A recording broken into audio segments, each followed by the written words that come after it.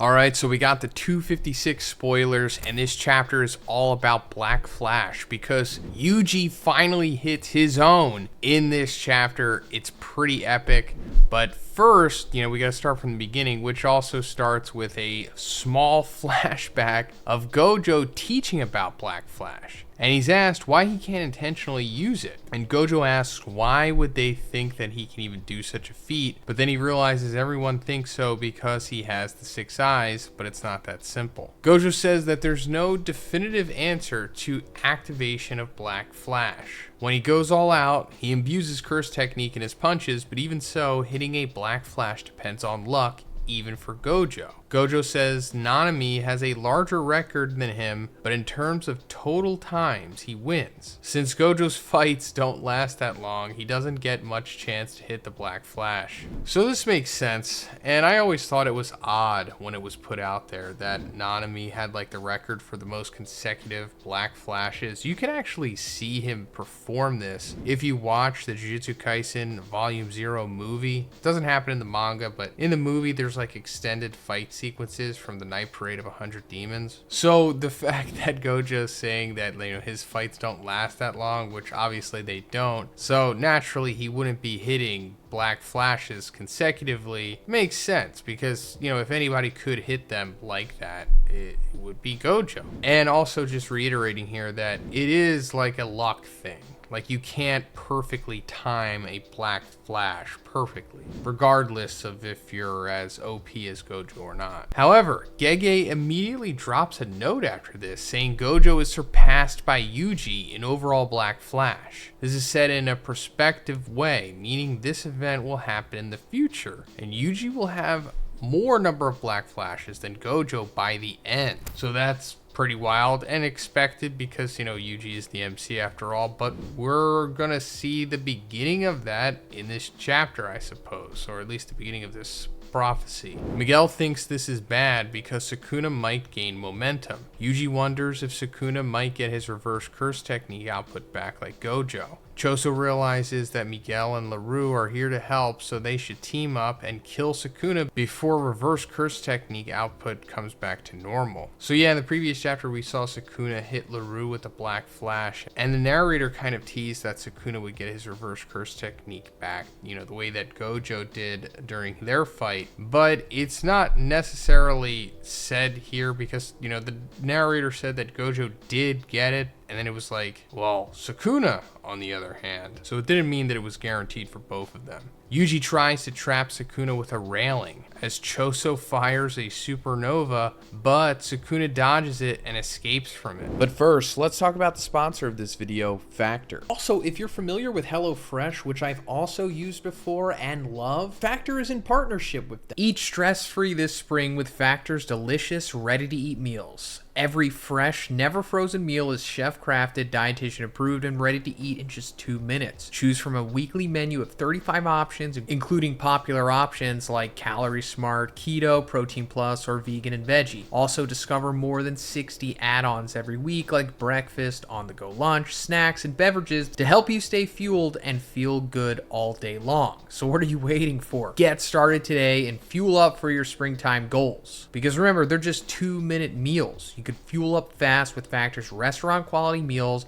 that are ready to heat and eat whenever you are. So I tried the spicy poblano beef bowl with roasted broccoli rice and scallion sour cream, and just hearing that, you already know that this is going to be amazing. There is so much flavor in this, and the poblano and the cheese just go together so well with the beef, and then the sour cream mixed with the broccoli rice just brings it all together. I also tried the roasted veggie and pesto tortellini. I personally love tortellini, and it was filled with cheese, so it was incredible. And you never go wrong with Factor's vegetables. They are perfectly seasoned and super tender. Can't get enough of this. So guys, head to factor75.com or click the link in the description and make sure you use code Zhoniin50 to get 50% off your first Factor box and 20% off your next box. Again, that's code Zhoniin50 at factor75.com to get 50% off your first box plus 20% off your next while your subscription is active. Thanks, guys. Maki catches up on Sukuna and tries to stab him with her sword. Sukuna manages to hold on to her sword, and Choso notices that Maki is using air as her foothold while fighting. But Sukuna instantly hits his third black flash on Maki. Sukuna's third time hitting the black flash and Maki's second time receiving it. So Maki does successfully stab Sukuna again, but I guess it just doesn't do much at this point. And Sukuna, with this wild look on his face, is hitting Maki with another black flash. I mean, she took it before and came back like, what, a chapter later, but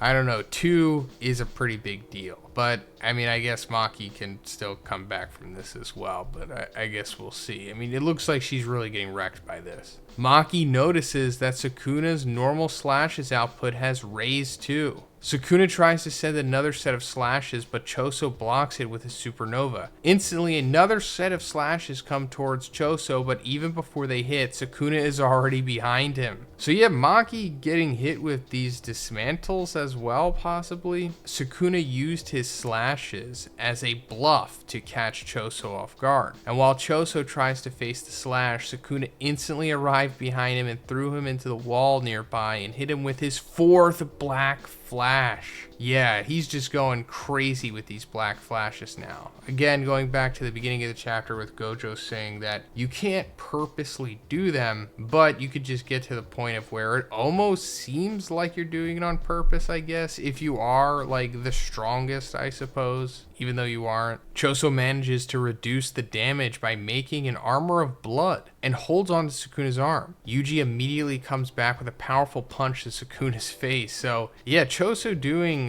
some kind of blood manipulation thing here, wrapping it around Sukuna's arm. I guess this is keeping him from dying here because he is taking it right on the stomach up against the wall. But Yuji coming back here again and nailing Sukuna in the face. Choso says no matter how many times Sukuna hits a black flash and regains his momentum, if Yuji hits him with his punches, Sukuna's cursed energy output and control over Megumi's body will get dull. So yeah, that's the big crux here. And ultimately what I assume will lead to Yuji defeating Sukuna, or Sukuna losing if he does. The way that he can displace Sukuna's cursed energy output with his punches and reverberate his soul, which I guess is like Yuji's proprietary technique or ability that we're gonna get more insight into as this fight continues. Miguel tells LaRue that they have done enough so that they should retreat, but LaRue declines Miguel's offer, saying that he still has something he needs to do. Choso says that Yuji still can't use convergence, so he gives Yuji something from which Yuji fired that piercing blood. Yuji continues to fight and Sukuna tries to smash him into the ground, but Yuji instantly hits him with a piercing blood. So yeah, we're straight up seeing Yuji perform the piercing blood here, like before he did it off panel, or it was implied that he did, but no, he's straight up doing it here with the hand motions and everything.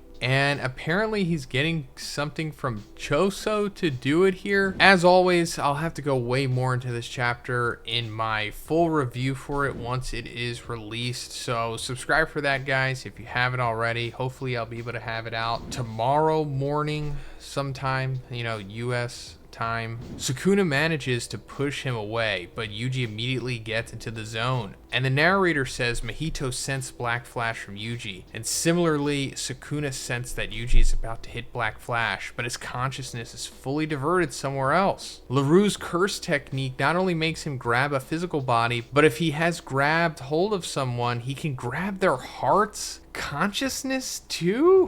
What? So yeah, apparently LaRue is like grabbing Sukuna's consciousness or something, and he like gets Sukuna's attention this way, which is enough to distract him for Yuji to land a huge black flash. Yeah, like we said in the beginning, Yuji is hitting Sukuna with the Black Flash, and it is massive. Like, sparks everywhere. He's landing right on his chest. And the narrator says that by unlocking his potential through Black Flash amidst the scattering black sparks, Itadori Yuji awakens. So yeah, that's the end of the chapter. Yuji is awakened. Take for that what you will. Again, we'll go way more into this once we get the full chapter out. But let me know what you think about this wild turn of events. Yuji hitting a Black Flash and awakening. If you liked the video, guys, please give it a like. And again, please subscribe if you haven't already. Have a great day, and I'll see you in the next one.